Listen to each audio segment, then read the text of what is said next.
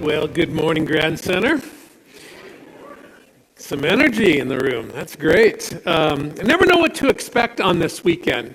I was a lead pastor in this part of the world for 17 years, and I noticed something after just a couple of years being in that role in Sherwood Park, and that is there were 2 weekends a year, 2 Sundays a year, which were sort of like the low spots in the basement in terms of engagement and attendance and that sort of thing. The first one was if there was ever a Sunday between Christmas and New Year's. Tom, you know what I'm talking about, right? We used to call that Death Sunday. Or Associate Pastor Sunday, or Youth Pastor Sunday, or something like that. Tough Sunday morning. The second one was August Long Weekend. Historically in Sherwood Park, this was our least attended weekend of the year, which tells me that it's the real Jesus followers who come to church on this day. So thank you for being here. I'm grateful to be with you. This is my, 9th or 10th Sunday here with you since last November. I've been working with your board and indirectly your staff for several months as we've been helping you navigate this unique transition season that you're in as a church. I know last weekend was a big weekend with Morgan and his family being here. I was watching online, very interested in all that took place. I couldn't see the potluck because you didn't stream the potluck, but it sounded like it was really good. But we're optimistic over the next few days that some clarity will be reached. And again, I'm looking forward to celebrating the continuation phase of the journey that you've been in for just a little while. So also grateful to be back and to contribute to this series, Encounters with Jesus. I want to talk about one of my favorite encounters, one of the most inspiring encounters from the New Testament that we see in Luke chapter 10.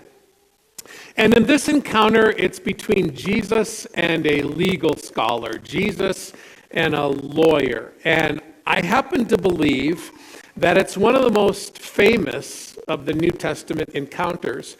I also happen to believe that it's one that is frequently misapplied, or maybe more accurately, it's applied in too simplistic a way.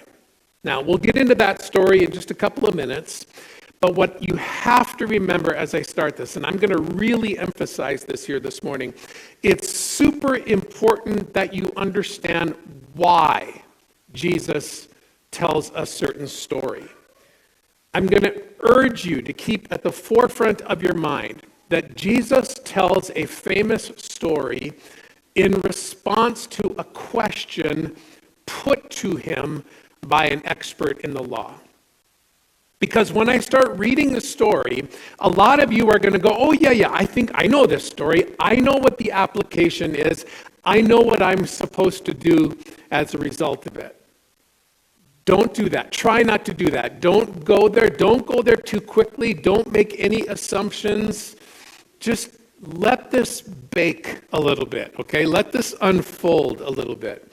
Again, the most important thing to remember is that Jesus tells a story in response to a question. An expert in the law, this legal scholar, decides to take Jesus on in a battle of wits. And it's a question that he asks that generates a very important story.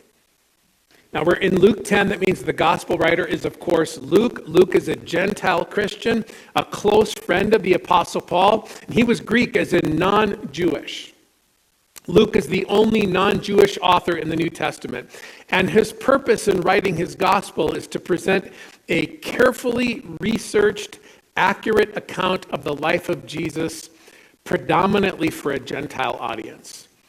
And so Luke describes Jesus ministering one day. Jesus is teaching, and this important guy in the community, this legal scholar, this person who stands out in the crowd, comes up, and we're told that he decides to test Jesus by asking a question. Here's the question: Teacher, what should I do to inherit eternal life? What should I do to inherit eternal life? This is not the question that elicits the famous story that we're going to look at. The question is a follow-up question that we'll get to in a second. But this is a pretty good question as well. It's a great question, obviously. Now, Jesus is a rabbi, and at this point in his ministry, he's got a big reputation. He's got a robust following. And so when this law expert comes up and says, hey, tell me about eternal life, everybody leans in because they want to see how Jesus is going to respond. And one of the things I love about Jesus is he's so cool in these situations. The guy is clearly a bright bulb. He's a religious scholar, but Jesus knows that he's trying to trap him somehow. And the reason he wants to trap Jesus likely has something to do with the way that Jesus is always welcoming people who don't do a very good job at obeying all the moral rules from the Jewish scriptures, the Old Testament, not to mention all the other rules and regulations that have been added over time. See, the religious leaders, including people like this guy, they don't like it that Jesus is so welcoming of sinners. Jesus is constantly kind and gracious to people who aren't obeying the law of God, which causes some of these religious leaders to suspect that Jesus doesn't really respect the law of God. They think Jesus doesn't really respect the importance of these moral laws. So when he asks, what should I do to inherit eternal life? He probably asks this question of Jesus because he thinks Jesus is like a little bit soft towards sinners. He expects that maybe Jesus will say something like, well, it really doesn't matter how you live. God just accepts everybody. Just go to him and God will accept you and love you no matter what. But Jesus comes back at the guy. So Jesus over here kind of has his own trap, except Jesus' trap is the trap of love. By the way, keep this in mind. This is just bonus teaching here. When someone is trying to trap you with a question, it's a great idea to come back with your own question. It works a lot. Not all the time, but it works a lot. There's wisdom from Jesus here. So Jesus comes back at the guy with a question of his own. Jesus replies, what does the law of Moses say? How do you read it? Now, there's a couple of ways for the religious leader to answer, or the law expert to answer. He could go over and he could grab the scrolls, he could open up the scrolls and start reading, or he could start reciting from memory as many of the 700 or so rules as he can, or he can give a summary. So when Jesus says, how do you read it? It's his way of saying, give me a summary. What's the law require? Essentially, basically. And so the law expert gives the answer that Jesus, I think, expects when he says, here's his answer, you must love the Lord your God with all your heart, all your soul, all your strength, and all your mind, and love your neighbor as yourself. Now, to be fair, the guy is not like winging it. He's not just making this up as he goes. He did not come up with this answer on his own. This law expert, no doubt, has studied the moral law of God as given in their scriptures, the Old Testament, the Hebrew scriptures, and that's where he's pulled these two principles. That's why he says the whole law can be summarized in 2 lines. Love the Lord your God with all your heart, soul, mind, and strength, and love your neighbor as yourself. That's Deuteronomy 9 and Leviticus 19. So again, he's very well rooted in where he's pulling his answer. Jesus says over here, right, good answer. Do this and you will live.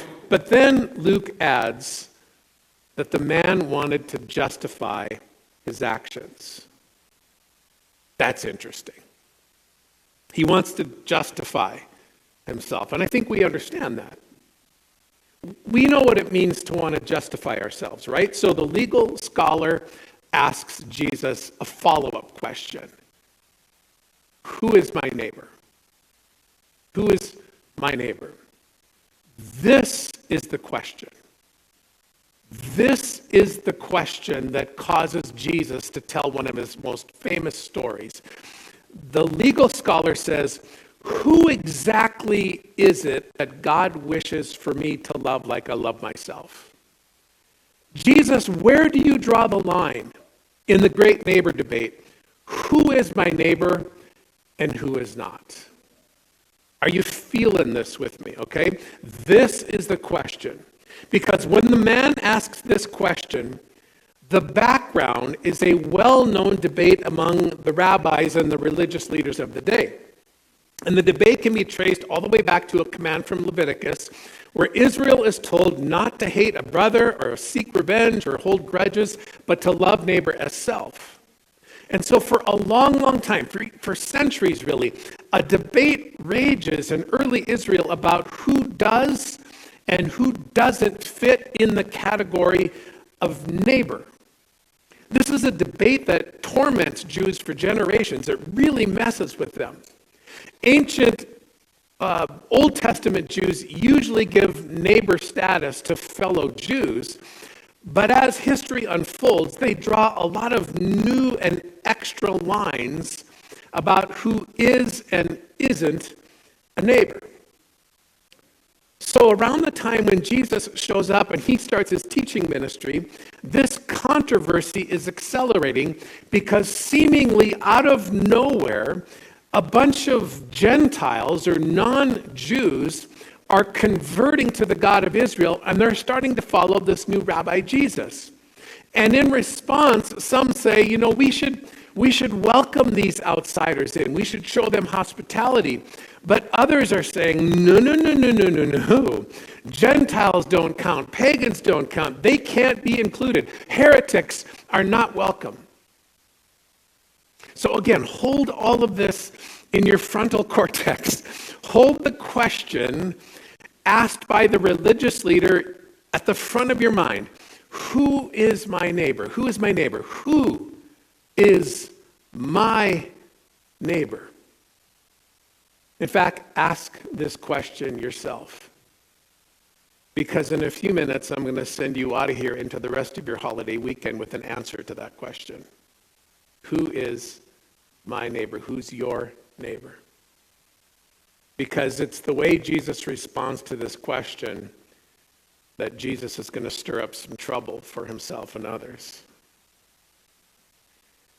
Now, fundamental to the way Jesus answers the man's question and tells a story is something of a structural idea. In storytelling, like in joke telling, it's very common to follow something called the rule of three. Tell me if you've ever heard a joke like this before. A priest, a minister, and a rabbi walk into a bar. Anybody heard like a joke like that before? Okay, I'm going to tell you a joke like that. So a priest and a rabbi a priest, a minister, and a rabbi walk into a bar. The bartender looks up and says, "What is this? Some kind of joke?" Okay, it's really lame. That's kind of a dab joke. Anyway, the rule of three is based on the idea that things are more comprehensible or satisfying if they come in groups of three. So, for example, there were 3 stooges, not 4. Scrooge was visited by 3 ghosts, the ghost of Christmas past, present, and Christmas yet to come. Similarly, the way the rule of 3 usually works is that there's 3 characters, and the first 2 do something that establishes a pattern, and then the third one, or the third part of the story, breaks the pattern. The third part or third character reveals the punchline. A surprise. You all with me? Okay? You've all heard jokes like this before, or stories like this before.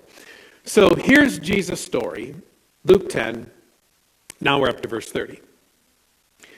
A Jewish man was traveling from Jerusalem down to Jericho, and he was attacked by bandits.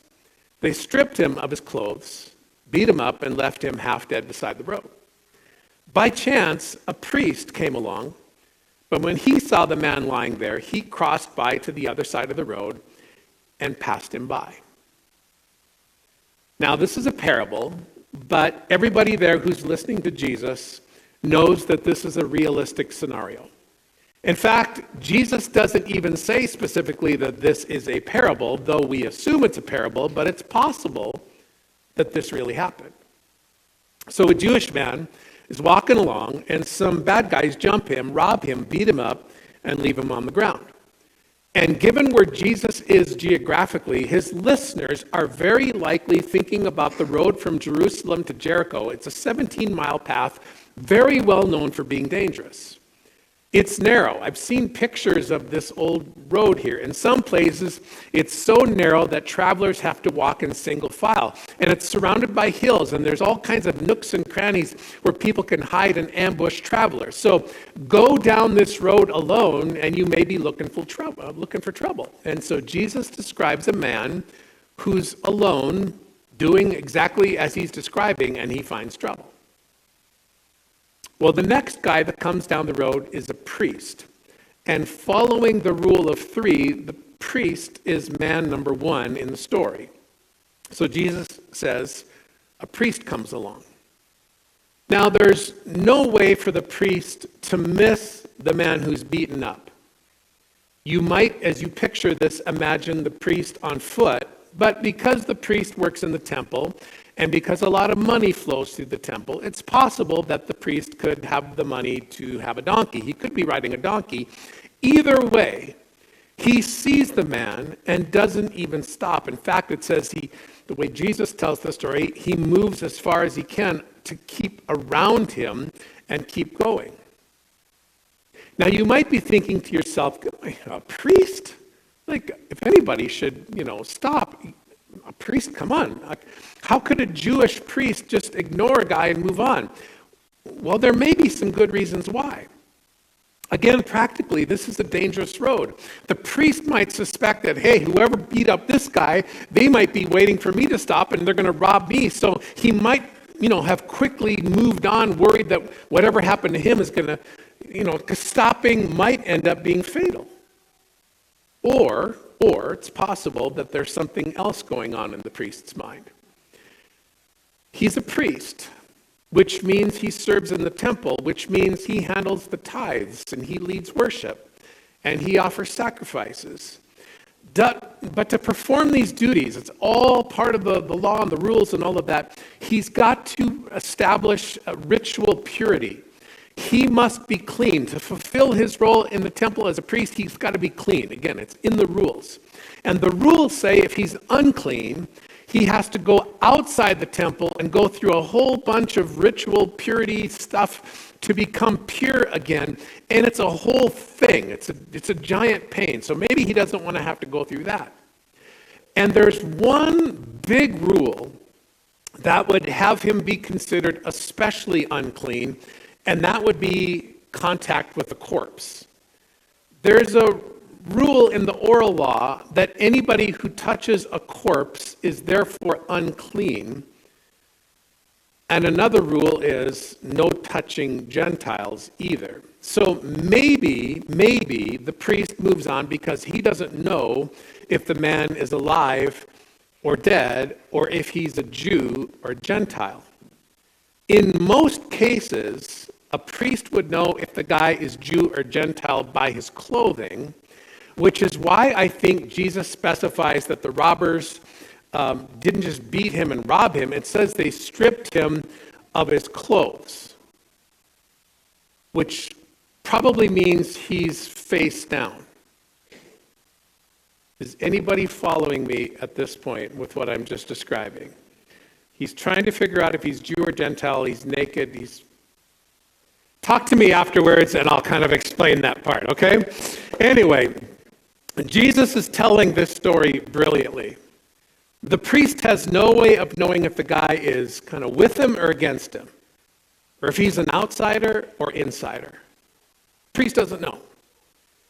He does know that the guy is in deep need, but the priest, who considers himself righteous and is probably in a state of ritual purity, doesn't touch him. In fact, he might even believe that not touching him is an indication of how religious he is. And so off he goes. So now onto the scene arrives guy number 2. And in true rule of 3 fashion, the first guy comes down the road, looks at the situation, does nothing. A second guy comes down the road and does the same thing. A temple assistant walked over and looked at him lying there, but he also passed by on the other side. Temple assistant is another name for Levite. The second guy is a Levite. Levites are temple assistants. They assist the priests in the temple, but they probably don't get paid like the priests do. So very likely doesn't have the money for a donkey, probably on foot, the way the English translation there indicates he's on foot. So without a donkey, he really can't load the guy up and cart him off to safety, but he could do something. I mean, he could stop. He could notice. He could pray for the guy. He could give him first aid. He could stop the bleeding, but he doesn't. Same pattern. Comes by, sees, does nothing, keeps on going. Now, at this point in the story, again, Jesus is describing this to a group of people, specifically this guy who asked the question. New Testament scholars think that if there is a crowd listening to Jesus, and that's almost always the case with Jesus, even though he's addressing the man's question, there's probably others listening. They're liking the story, most likely. Like you can sort of imagine the crowd going, yeah, they're liking it, perhaps because the priest is being painted in a negative light.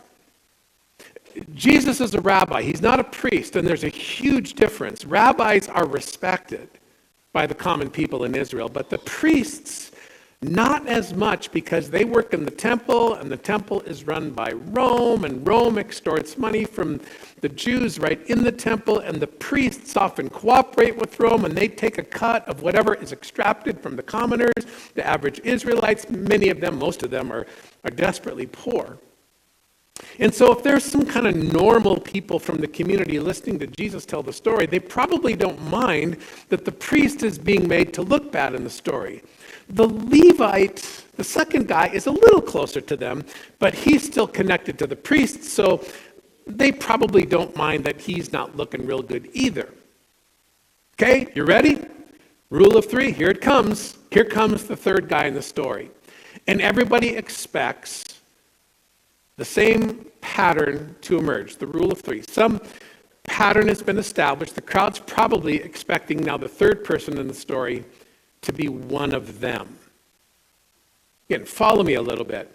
Jesus seems to be moving from bad to good, from less likable to more likable. Because first there's a priest, then there's a Levite, and I would think the expectation, true rule of three pattern, would be for the third person to be a good guy who will break the pattern.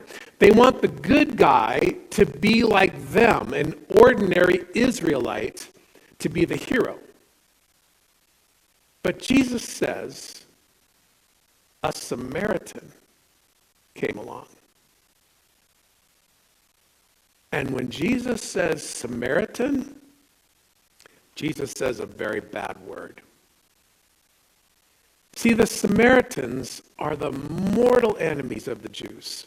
Samaritans in Jesus' day defied the temple. Some history suggests that they actually took the rotting bones of human beings and tossed them into the temple courts. They were despised to such an extent that one rabbi put it like this: the Israelite that eats the bread of the Samaritans, that sits at the table with the Samaritan, or even consumes the food that comes from the mouth of the Samaritans, is like him who eats the flesh of swine. It's a massive, massive insult to call a Jewish person a friend of a Samaritan. It's a dirty FOS. Not good. It's really interesting if you read this in context of the Gospel of Luke. In the previous chapter, chapter 9, Jesus and his disciples, maybe just a day or two, we don't know exactly the chronology here, or maybe an hour or two before he tells this story, at least the way Luke lines it up. These events happen back to back. So previously he tells the story of Jesus and his disciples traveling through a Samaritan village. So Jesus and a couple disciples, sort of an advance team, arrive ahead of the others. They go to the village to get things ready for Jesus, but the people there are not very hospitable. They want nothing to do with him. So when the town doesn't roll out the red carpet for Jesus, the disciples say to him, "Lord, do you want us to call down fire from heaven and destroy them?" Are you tracking with me? Jesus, do you want us to nuke these guys? as if they could do that. Right? But that's what they say to Jesus. We should just get God to nuke these guys. Their suggestion gives you a little bit of a feel for what ancient Jews think of Samaritans. They would nuke them if they could. But Jesus rebukes them for their suggestion. So back to the story.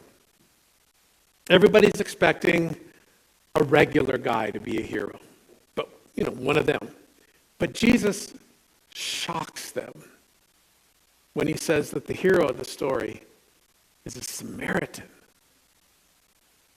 Just by using the word Samaritan, Jesus is crossing the Jewish line of decency and good taste. Suddenly, the story is offensive. It's offensive to the teachers, the crowd, but especially to that expert in the law. And here we see the courage of Jesus. This is how far he will go to make his point. He says a priest comes by and does nothing and moves on. A temple assistant comes by, sees, does nothing and moves on. But when a Samaritan comes by, he sees and doesn't go. Jesus says a despised Samaritan comes along and feels compassion for him. We can only assume what's going on in the mind of the priest or the heart of the Levite. But we know for sure that a certain despised Samaritan is closer to the heart of God than the priest or the Levite, who supposedly know God best. Going over to him, the Samaritan soothed his wounds with olive oil and wine. Oil and wine are used in the temple. Those are instruments of worship. The priest doesn't know how to use them in a way that pleases God, but the Samaritan does. He bandaged him up and put the man on his own donkey and took him to an inn where he took care of him. And as Jesus is telling the story, as quiet as it is in here, I got to imagine it's even quieter in that circle. As he describes how the Samaritan just does and does and does and does. The Samaritan makes up for the failings of the Levite and the failings of the priest. The Samaritan's care and context is just like over the top. Jesus is telling a scandalous story to a group of people who are no doubt standing there absolutely stunned. And it's at this point where Jesus turns back to the guy who asked the question in the first place and says, Now,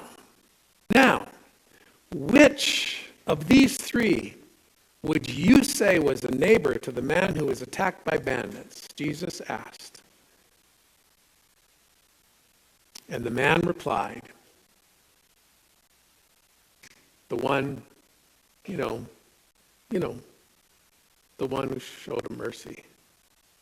He can't even say the word. He can't even say Samaritan out loud. He just says, that one, that guy, the one who showed mercy. A lot of people don't know, or actually maybe a lot of us forget, that this story is told in response to a question. And the question that was asked at the beginning is, who is my neighbor? That's the question the whole story is trying to answer. Who is my neighbor? Who is the neighbor to this legal scholar? And who does Jesus say is the man's neighbor? Well, primarily, it's not the beaten up guy on the road. Although, of course, in a situation like that, the injured man would also be a neighbor who ought to be helped. God is all about compassion and mercy and kindness. I actually think Jesus assumes all of that. But who is the neighbor in this story? Think carefully. It's the one who shows mercy. It's the Samaritan. Remember, Jesus tells the story as a response to the man who wants to know where Jesus draws the line in the great neighbor debate. He wants to know who's a neighbor and who isn't. And Jesus' answer wrecks him. Jesus says, your neighbor is the person you disagree with most. Your neighbor is the person who's part of the group that you can't stand. Your neighbor is the person that you find really hard to love. Your neighbor is the one you, dare I say it, the one you hate. Anybody come to mind for you right now? How would you answer the question? If Jesus asked you, who is your neighbor, how would you answer? See, the straight scoop on the Good Samaritan is that it isn't a pleasant little story about how it's nice to be good and nice to be nice. There's a whole lot more going on here than just, come to the aid of someone who's hurting. That's great. But this parable, this story, is about so much more than compassion. This is a deliberately scandalous, in-your-face, unbelievably bold challenge to anyone who lacks love for someone that God puts in their path. Jesus' whole ministry is about love, or mercy, and deference, and hospitality, and embrace is shown to anyone and everyone, especially those we're inclined to dislike. So Jesus finishes the story and says, now, go and do the same. He says, be part of my movement, my restorative movement of love for all.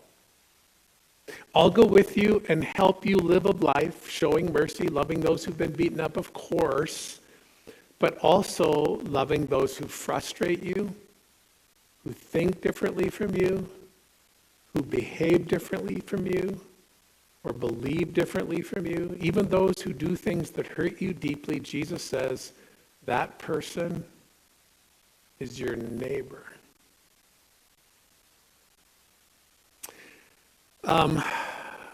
When I spoke on this text in Sherwood Park at our church, it was probably like 10 or so years ago when we did something rather bold at the end of a weekend service on this text.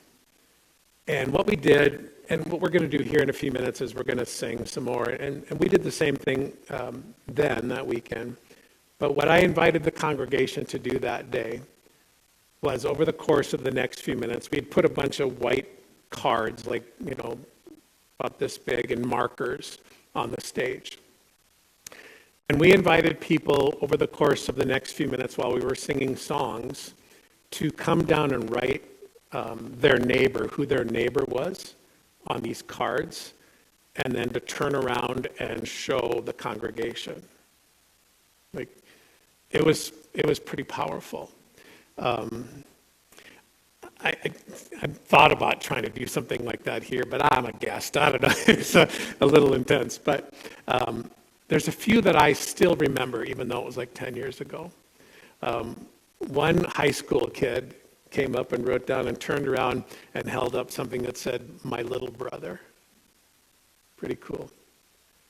One person, rather than writing something on a card and turning around and showing the congregation, she wrote something on a piece of paper and came over to me where I was sitting, kind of worshiping over here.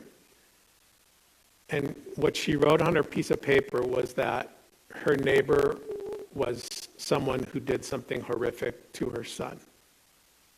She couldn't hold that up, but she at least wanted to share that with me. One young woman, in one of the most courageous things I've ever seen in the church, wrote out a card and turned around and held up to the congregation, and it just said, "My molester."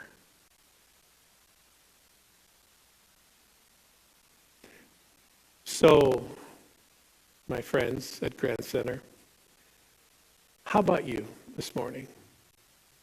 Who would God have you give neighbor status to? Who would God have you give neighbor status to? I'm going to let you sit with that for a minute while I pray. So join me.